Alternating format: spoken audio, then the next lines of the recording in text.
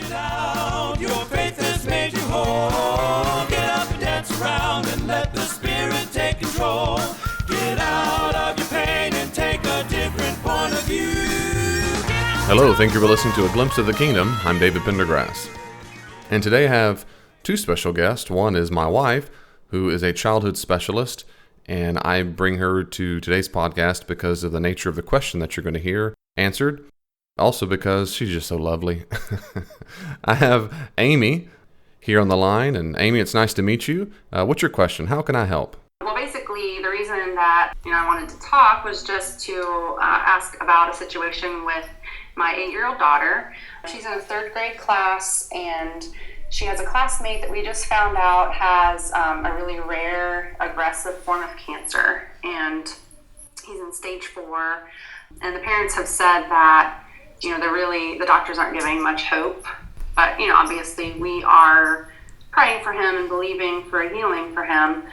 But, I guess I am looking for just some advice on talking with my daughter about this, especially since she already struggles with anxiety and worry. And it seems to be especially surrounding any type of illnesses or sicknesses and things like that. So I guess that's my first question. Gotcha. Well, first I want to say I'm very, very sorry to hear that. I having 2 children myself about the same age, it really strikes home, and I'm very sorry to hear that. And my wife and I were chatting earlier about some family friends that we have who they lost their 8-year-old daughter. I guess it's now been a few years now, but just very, very, very, very tragic. I think of 2 different things when I think about this topic. One is the psychology of the issue, and then also the content, the theological content of the issue. Psychologically speaking, I strongly encourage you to, I guess, 2 major things. One is with your children. One is to normalize any kind of feelings they have. And by that I mean to say things like, this is normal, it's okay. Helping children feel permission to grieve is really safe for them. It's very important. And that's the first thing I would say is, as much as possible, normalize their feelings. And that's any feeling they have. And by normalize, not only we make it normal, it also means we don't judge it. And of course, I'm going to assume things here. I'm not assuming you do any of these things, but just to make this very general for our audience. Right. I've worked with a lot of parents, and of course, just been around a lot of parents. A lot of parents feel a lot of pressure to make their children feel happier all of a sudden, to kind of get over it. And so oftentimes they end up judging the child's feelings. Like, you shouldn't feel that sad. You should just let it go. You should feel happy that they're in heaven. It's not, we should just be praying about it. And when we shut their feelings down, it's not normalizing it. And of course, it trains the children to feel guilty for having those strong emotions.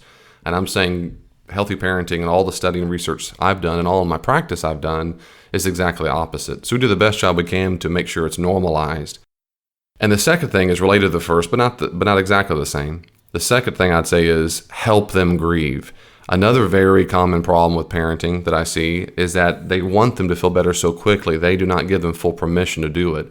And since most children don't have the working vocabulary, know how to grieve, they don't know what words of feelings to use for that process, you help them. So how does this make you feel? And they say, I don't know, while they're weeping. I mean, this happens all the time in my own home. This happened the other day. My daughter was weeping because something her brother did. I said, how does it make you feel? I don't know. I said, well, obviously sad. She goes, yeah. And so give them the words. Giving the words and helping them grieve the process is a big deal. And so that's the first one is normalize, not judge. And the second thing is to help them grieve as much and as often as they need. The third thing I'd say is it's very common, not that you do this, but for parents to project upon their children their own feelings and or catastrophize. And what I mean is sometimes parents think children should be more upset or should get over it or should process it. They assume things about the child's emotional state that they themselves feel or don't feel. So for example, it's not uncommon at all for parents, for adults to feel guilty they hear guilt messages in their own mind like, I should be over this by now, or I should be thankful they're in heaven and not hurting, so therefore I'll tell that guilt message to my children. Or if I'm very, very upset, or if I'm abridging, parents bridge. That is to say, we connect emotional real quickly. So when I saw our friends who just, their 8-year-olds in a casket, I could barely think about it because I started to weep so hard. Because I bridged like that's my daughter in that casket. Well, my children do not bridge, and your children won't either. So they will not have the same emotional import, is my point. So the third little tip is it's easy for us to project upon them and catastrophize it, make it a lot worse. And kids don't feel the same as we do. So if this child does die soon, your children will be sad, but they might not weep for 3 weeks or a month or anything. They might not have triggers. They might not be haunted or have nightmares, but parents can. And so I guess what I'm saying is not to put your own feelings at all upon the child. Just let the child feel what, and this is for any parent out there, he or she feels. And so if they get over it very fast, that's okay. There's no need a sense of, let's talk about it. Are you sure you're not sad? Are you sure? And trying to stir up some kind of emotion or give guilt messages of, well, that was your best friend. Why are you not sad? That kind of stuff. I've heard parents do that kind of stuff, and that's what I'm encouraging. Yes, it's common for children to continue their lives because that's what they do well. They play and they do school and all of those kind of things. And so a child might have a tragedy and then they cry for a little bit, or they look around at kids, even at the funeral, or adults, to see what they should be doing. And so everybody else is crying, so they can muster up tears. If your daughter is a sensitive child, that they can cry easily. And then later, she might be playing just fine and like nothing happened. But when sadness comes up, or she may act a certain way, or certain things may trigger her getting sad. But yeah, the connection is not as easy until they get older. At the same time, you might expect her to act a certain way. And so why is she not upset? Why is she? I'm just kind of echoing what David said, but her friend just died and he's not in the class anymore and she doesn't seem bothered by it. But because they don't know how to process those emotions, she might just feel a little sad one day and you don't know what's going on, but you could probe a little bit like you did. How was school today? It was okay. Was everything okay? Yeah. Well, did you miss so-and-so? And then maybe she'll say a little bit. So sometimes it's helping give them that vocabulary as well, just to echo kind of what you said. Mm-hmm. Okay. Well, that's a lot at one time. What are your comments about that? Yeah, I feel like, we already do that pretty well. Good. Wonderful. But yeah, thankfully I do feel like, we do most of those things pretty well. I guess I am anticipating, because she does already struggle with fear, especially surrounding, any type of sickness. And that was brought on by, I believe, when her great-grandfather was passing, and we were around for that. And after that, I really noticed a lot of anxiety out of her when, anytime she has any type of symptom or anything like that, she gets really upset and worried. And so I guess I'm anticipating that we might see that increase a little bit through this. I don't know if there was anything to touch on with that. Yeah, sure. Well, dealing with anxiety. Yeah, go ahead, Lane. It's very normal for children to do that. There's a great book that I would recommend for you to read now or to read later, but it's called Helping Children Grieve by Teresa M. Huntley. And it talks about part of the stages of grief, and it talks about that's kind of the connection that children typically make, is if they have been through a death with someone, a grandparent, great-grandparent, or whatever, they see that person and the family tends to say things like, oh, what happened to grandpa or great-grandpa? And you say, oh, well, he was sick, so he died. Well, they don't understand the different stages of sickness or the severity of sickness. And so a cold and cancer may be very related to them because it's all sickness. And so I think one thing that you can do to help with that is to help understand the levels of sickness. Sometimes we get a little sick, like you said earlier, I have a little cold, and you may not even need to go to the doctor. You may need to just rest or add fluids or whatever. And that's not a horrible sickness. Your body is made. You're talking about ways to tell her daughter. Yeah, ways to explain the difference to your daughter. Yeah, the differences of severity. And so you might tell her, sometimes we get sick, and this may be just in everyday life too, to kind of precede this. Sometimes I can just take care of my body and it'll get well on its own because God created our bodies to heal themselves to a certain degree. And then there are other sicknesses when your body gets so weak that it's not able to heal itself. But usually that's when, and you can explain maybe a few of the symptoms that he has or something. And also the difference between typically younger children and older adults when they're sick, when it's so sick that you're about to die. that to say this is very rare, it's not normal, it's not this is not something that happens very often with a child that gets very sick with cancer. It's so sad, and it makes us so sad, but you know what, this doesn't happen very often at all. It's not something that we need to be afraid of. If something ever happened, we would do our very best to take care of you and to see what the doctors could do and all of that, but we know that God knows better even than we do.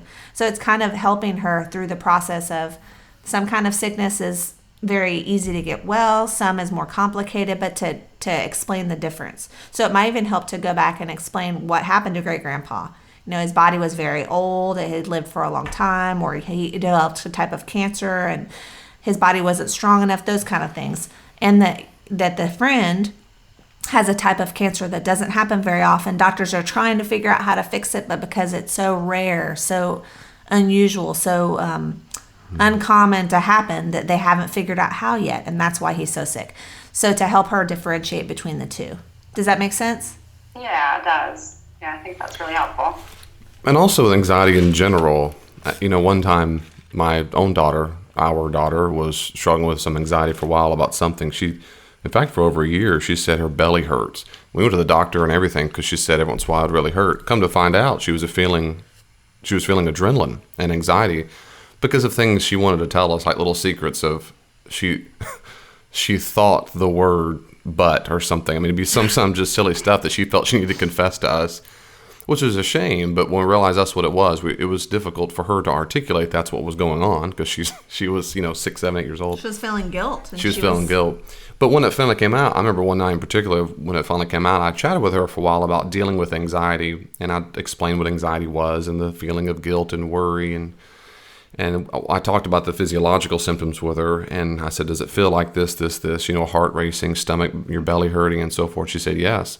We talked about why she feels it at school sometimes too. And so I said a few things to her that might be helpful to you as well. Of course, the first thing I did was normalize it. That's very common. It's normal. It's okay to feel that. But I said, but I want you to practice something with me. And she starts kind of grinning because she loves little homework like that. I said, won't you practice with me right now?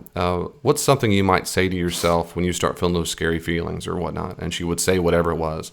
I said, now before you finish that thought, I want you to say, no, that's not true. No, or stop. Now, technically in psychology, this is called stop therapy. But anyway, I don't tell her all those specifics, and she'll go, so she kind of giggles, and she does it. And I said, let's practice together. So she'll start thinking with that, what we call intrusive thought in psychology. She practices the intrusive thought, and before she finishes it, I say, no, that's not true. And she kind of giggles, and she was kind of sad and giggly at the same time, but it helps her practice. I said, when you're at school, I want you to do that. And I said, here's another way of thinking about it. When you don't like watching that thing on TV, you can change the channel, right? And she said, yeah. I said, well, that's what I want you to do in your mind. I want you to change the channel in your mind. And so you give yourself permission to think, I don't want to think about that right now. I want to think about my homework. I want to think about Barbie dolls. I want to think about something else. And so you give yourself permission to change the channel. And I said, so I want you to look at me. And she was looking at me in the eyeballs. I said, look at me. I'm your dad. And I'm telling you to change the channel. She's grinned and whatnot. But there's an authority that comes obviously with us parents that we can kind of speak that into existence for them. And that's what I did. I said it several times. I said, you're going to change the channel. It's not true that you need to be worried about that. You're safe. You're not in danger. You're safe. I said it probably half a dozen times in a row. And change the channel. And I'm telling you, she's not been the same since. She's not been. About 3, 4, 5 days later, she told me, she had a big old smile on her face. She said, Dad, I've been thinking a lot in school about change the channel. I feel so much better. And praise God, that time at work. I'm saying those are just kind of little practical things to help them think through some therapy sessions. My wife, earlier we were chatting about this, and she had a good idea as well about, and this is a good common idea too, commonly used, and that is if there's any kind of, under severe anxiety, it's a good idea for the child to have something that does bring them pleasure or comfort, like a necklace or something they can stroke or pet that reminds them of safety. But not every kid needs it, but when they need it, it's okay to have those kind of under severe situations. Mm-hmm. And a lot of times kids connect to what they know, and so it can become a fear of, oh, this kid is sick, and if he does pass away, unfortunately, my mom or dad might pass away. You'll see this happen with other things. For example, if a child has their parents get divorced, another friend in her class, and then they start to fear that if you and your husband argue or something. Our children have done that, in fact, where they see their friend's parents get divorced, and then we have an argument and they think it's going to happen to them. So that's not uncommon for them to do that, but just to assure them you are safe, you are healthy, you are all of that, and at the same time be real about it. It's not a you'll never get sick, you'll never have cancer, you'll never die, or mom and dad will never leave you, we'll always be here. I think of it like this: when I have the urge to tell my children that, if they felt scared about something, I say, you know what, as far as I know, mommy and daddy are going to live a very long time, and we're going to be here as long as we are. We're going to have great time together while we're alive, and we'll probably be old and gray and die way after you have kids and grandkids and all of that. But I don't say, oh, we'll never die, that kind of stuff, because it's not true. So it's assuring them that the time together that we have is very special, and that it's very unlikely that something will happen. Yeah. Well, we'll pray for you, Amy. Pray for Amy and your wife, husband, not your wife. Please pray for my wife. That's a different your podcast. Future wife. Yeah. And your husband and your kids. And also, too. one other thing I'd like to mention too is not helping her not pull away from the child. Sometimes kids get afraid. Somebody is sick, their pet is sick or whatever, and they may have the tendency to pull back, just like we might do if somebody's sick as adults, but we might be able to label it a little better. We're scared of losing them, so instead of losing them on their terms, we lose them on our terms. And so I would encourage her, if she talk about, did you play with so-and-so today, or did you see so-and-so, or do you miss so-and-so? Not all the time, but occasionally, if you see a picture or something, and just give her chances to talk about it. And let her know too that, again, kind of the quality time thing, we want to spend time with our friend, and let him know that we care about him and love him. And if something does bad happen, and if he does pass away, then we'll really be sad then, and we'll have a lot of great memories as well. So that may help a little bit too. Yeah, I think that sounds really good. But yeah, I would recommend that book, Helping Children Grieve, and it lists their different age groups. It may be even helpful with kids in the class, or you may want to share with the teacher or the parents of other children, because it does list their age groups and kind of typical reactions, and the idea of death being permanent. In early ages, they don't understand that. They might say, well, so-and-so dies, but then they expect them to come back and things like that. And at this age, at 8, they probably have a little more understanding of it, especially your daughter, since she's been through a death of a great-grandparent. But that can be something difficult too for parents to explain to their children, that no, they're not coming back. A funny example of that was a child was at my parents' house, and they had a pet. Their last name was Watts, and they had a pet named Kilo Watts. It was funny. A Chihuahua, and he died, and there was a child over visiting. I want to say he was about 5, and he asked where the dog was, and my dad said, well, he died. And the child said, well, where is he? And my dad said, well, he's in the backyard. And well, where? And they went out there, and he showed him where he was buried in the ground, and he said, well, can you dig him up? And that sounds to us, it just sounds so morose and awful, and how could you do that? But the kids probably thinking, well, I want to see him, he's there, it's not permanent. At this age, she may understand that a little more. It reminds me of the story of the neighbors had a pet rabbit, and they went out of town, and while they're out of town, the neighbor's dog one day showed up on the back porch with that rabbit in his mouth, and it was dead. And they freaked out and got so scared. That was their favorite pet, that the kids over there are going to be so upset. So they got the rabbit and they washed it and dried it and got all clean and put it back in the cage. And then several days later, when the neighbors came back home, they heard this loud screaming. And they went over the fence and looked over, and the neighbors came over and were screaming. They were so upset and freaking out. They said, what? They just knew they had found out the secret. They said, well, before we went on vacation, our rabbit died and we buried him, but now he's back in the cage. That's awful. So, on that serious note, Right, yeah, let's talk theology. let's talk theology. No, theologically speaking, for all parents who have to deal with the loss of someone, when they have to explain to their children, of course, my only encouragement, I'm going to say this, is just tell them the truth. Mm-hmm. That it's not like, hey, life's tough. What I mean is theological truth. I'm not an advocate of sending up letters to grandpa and balloons so he gets it in heaven and so forth. It teaches kids that heaven's up there, and then that kind of stuff. I think that symbolic gestures can be very powerful. Yes, so-and-so did die, and God is still good, and God controls our fate. He understands exactly when we're going to die, and there is a divine plan about this whole thing, and we will see Him, especially children. We're going to see her again. This is not the end. Right now, she's in no pain, and so forth. I mean, Christian theology, that he is in no pain. So Christian theology comes to bear. There's a legitimate hope there, and there's a certainty. That goes a far way. I mean, I've been on the graveside of many, many adults, and it goes a far way to be certain about this, that Christians have certainty. We have reason to be hopeful about it. Now, the reason why I save the theological aspect last, and I'm done basically, the reason why I do is because in my experience, religious people particularly are very good at feeling religious guilt, and they run straight to the hope part. And that's because they want to make people feel good and happy. I do not think that's what we should do at all. People need to feel the permission to grieve and be sad and get all the grieving out. And while they're grieving, and we're sure they're grieving, if they ever are tempted to despair, that's, of course, when we remind them of the hope we have. And I think it was John Townsend, a Christian counselor, who said that hope puts a limit to our grief. That is to say, it's not a bottomless pit. And I love that metaphor, and he's exactly right. So we should and can be sad. That's what Paul says in 1 Thessalonians 4. It's just that we don't grieve like pagans who have no hope. So we do have a hope, so we don't full out in despair, but being sad is perfectly appropriate when we experience loss. Yeah, that makes sense.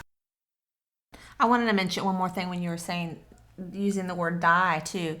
It's kind of like with the thing with the rabbit, you take it away and it comes back and all of that. When you say that somebody passed away or somebody died or somebody used those kinds of things, it can be confusing for children if we don't use the right words, if they don't understand what passed away meant. And that's often what you hear in church and things like that.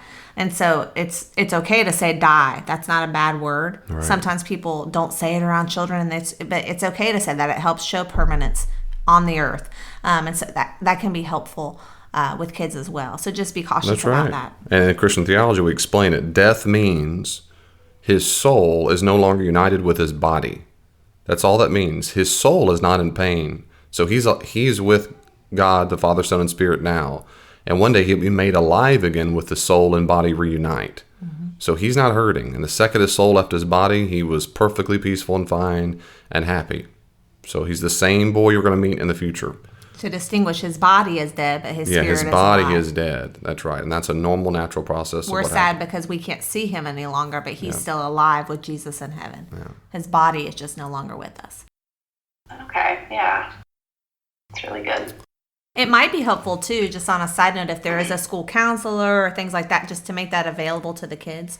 You might not get the Christian side of it, but hopefully she or he has some good resources and things to share with the kids as they move through this process. That's right. If you're listening to the podcast and your children have experienced this kind of loss, there are available resources in most public schools, private schools. And so please avail yourself of that. There's no shame in that. I mean, they need to be fully reinforced. That's very good. And they'll work on the level with the child with toys and play therapy and things like that too, to help your child pull out the emotion so that they're not stuck in a pit, but instead they're able to grieve with hope. Okay. Well, thank Amy so much. Thank you so much for taking the time to listen to A Glimpse of the Kingdom.